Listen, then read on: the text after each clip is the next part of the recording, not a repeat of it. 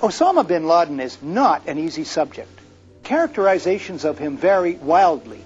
The most common, because it's the official narrative of cardboard cutout simplicity, is that he's the world's #1 villain, the diabolical mastermind behind the events of September 11th.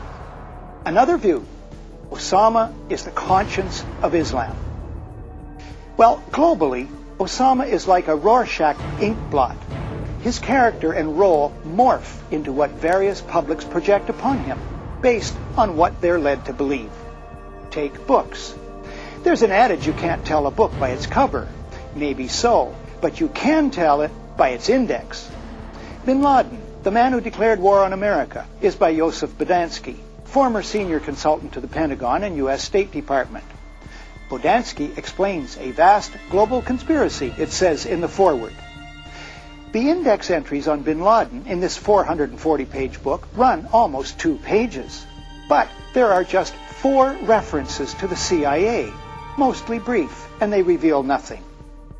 Yet the decades-long $8 billion CIA covert operation in Afghanistan was also its largest ever, according to numerous sources, including journalist John Cooley in his book, Unholy Wars, Afghanistan, America, and International Terrorism. Contrast the Bodansky book with this one, Taliban, by Ahmed Rashid. He's a Pakistani journalist who's covered Afghanistan for 21 years. In his index are 8 entries about bin Laden and 11 about the CIA. Now back to bin Laden. What do most sources agree on? We know bin Laden is born in Saudi Arabia in 1957. Okay, we're not sure about the year.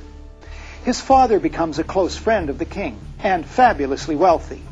Bin Laden Corporation becomes one of the largest construction companies in the Middle East.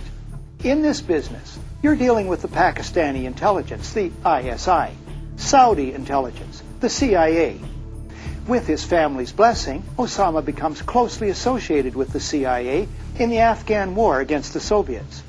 Bin Laden Corp., Ahmed writes, built major training camps for the CIA.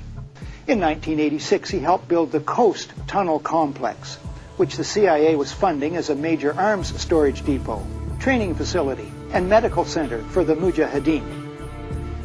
At this point, bin Laden's story, like Stephen Leacock's horse, rides madly off in all directions. My questions: did he turn against the CIA? Maintain ties while making anti-American statements? Was he manipulated? Former associates describe him as deeply impressionable, always in need of mentors. Rashid writes, "You're forced to turn to a larger canvas."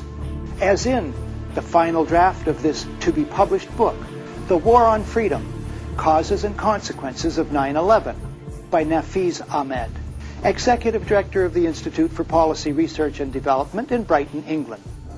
He's an Oxfam campaigner who specializes in writing international reports on human rights. News of his reports have been carried by Reuters, Associated Press, The Guardian, The Independent, The Jewish Chronicle, and the London Jewish News. Ahmed writes that bin Laden is merely a piece in a chess game. The stakes of the game are the last of the world's oil reserves and the Bush administration's consolidation of power to pursue a drastic, unlimited militarization of foreign policy on a massive and unprecedented scale required by long-standing elite planning while crushing domestic dissent and criminalizing legitimate protest. I believe that if we shrink from testing Ahmed's overview and accept only the headlines of the day, we will fail to see the forest for the trees. The USA helped recruit, train, and equip thousands of killer mujahideen in the anti-Soviet war. Ahmed's book and other evidence shows the recruiting of and training of terrorists, including those in Al-Qaeda, has continued for years. The White House went underground with this aid. This is detailed in the 1993 book, The Outlaw Bank, A Wild Ride into the Secret Heart of BCCI. BCCI stands for Bank of Credit and Commerce International. It collapsed after exposure of its massive fraud and corruption. The book's authors are Jonathan Beattie and S.C. Gwynn. Beattie was an investigative reporter and senior correspondent for Time magazine. Gwynn, Time's economics editor and author of Selling Money. Further evidence of the long and deep involvement of the CIA in terrorism is found in the 1987 book, Crimes of Patriots, a true tale of dope, dirty money, and the CIA by Jonathan Whitney.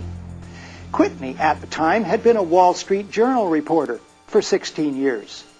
He wrote that neither the director of the CIA nor the deputy director had, in his career, shown any reluctance to shed American or foreign blood in covert military operations.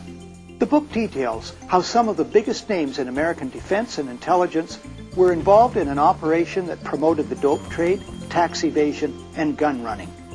Michael Springman is a Washington lawyer. He worked for the U.S. State Department's Foreign Service for 20 years. He spent 2 years as chief of the visa section at the U.S. consulate in Jeddah, Saudi Arabia. He says superiors repeatedly ordered him to issue visas to unqualified applicants. It was illegal. He protested. He's just written this article in the reputable Covert Action Quarterly of Washington, D.C., and was interviewed by the CBC radio program Dispatches. I had not been protesting fraud. What I was protesting was, in reality, an effort to bring recruits, rounded up by the agency and Osama bin Laden, to the U.S. for terrorist training by the CIA. He details numerous cases. The State Department did not run the consulate in Jeddah. The CIA did.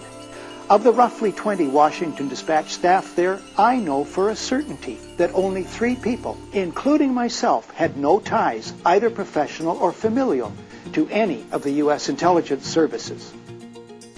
Now, what bugs me to no end is that mainstream media journalists function as if these books, written by the most professional in their own ranks, they function as if these books don't exist. Fellow journalists, the dots exist. For goodness sakes, connect them while you can. There are plenty of what we call in the news business pigs, solid current evidence, new dots. But these dots, past and present, are never connected.